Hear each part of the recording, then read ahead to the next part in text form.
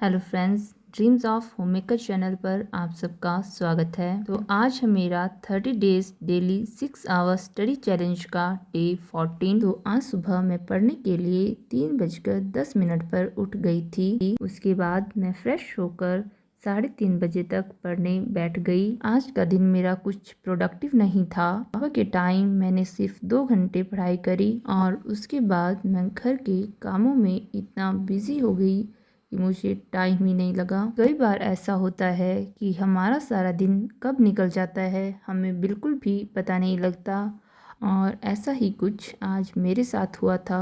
सुबह जल्दी उठने के बाद भी मैं अच्छे से पढ़ाई नहीं कर पाई। एक तो मौसम ख़राब हो रखा है और ऊपर से बार बार लाइट जाती रहती है, जिस वजह से मेरी पढ़ाई भी डिस्टर्ब होती रहती है। सुबह के टाइम घर के काम करने के बाद दिन को हम जा रहे थे वापस, बट बारिश की वजह से रोड ख़राब हो चुके थे और बहुत ज़्यादा जाम लग रहा था, जिसके कारण आधा दिन तो हमारा आने में ही ख़त्म हो गया।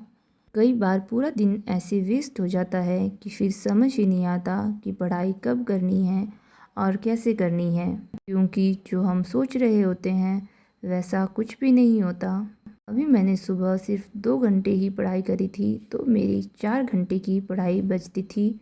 शाम को वापस पहुंच के पहले मैंने बेटी के लिए फैंसी ड्रेस के लिए एक ड्रेस तैयार करी, क्योंकि कल उसके स्कूल में फैंसी ड्रेस कंपटीशन है और उसकी मैम ने उसे न्यूज़पेपर से ड्रेस बनाने के लिए बोला हुआ है।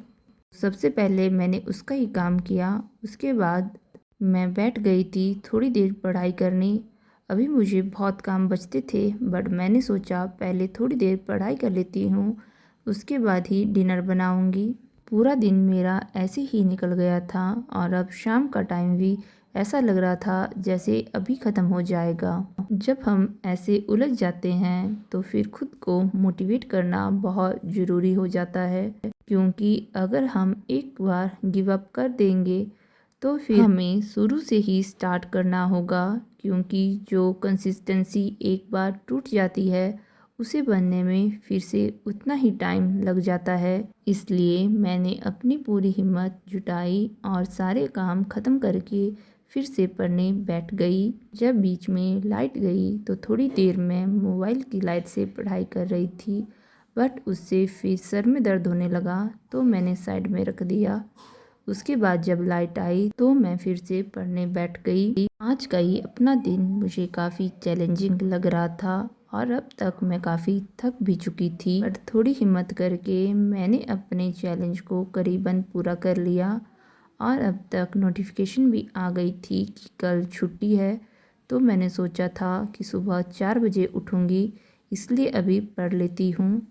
तो दोस्तों, अपने स्टडी टारगेट को मुझे पूरा करने में रात के 12 बज गए थे।